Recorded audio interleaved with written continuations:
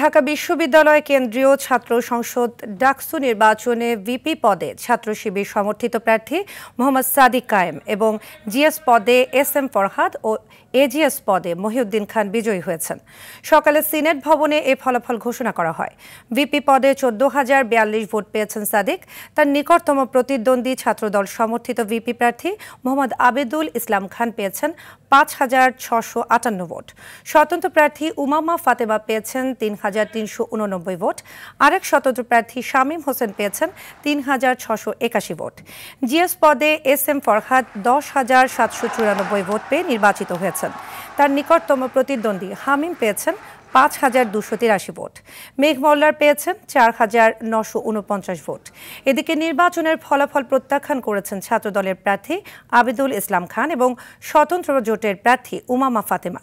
আব্দুল কাদেরও নির্বাচনের ব্যাপক সমালোচনা করে কারচুপির অভিযোগ এনেছেন। সন্ধ্যার পর ক্যাম্পাসে আলাদা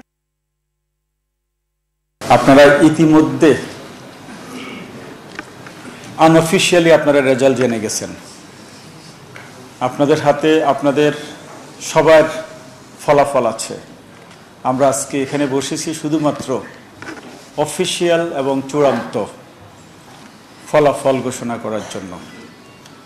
আমি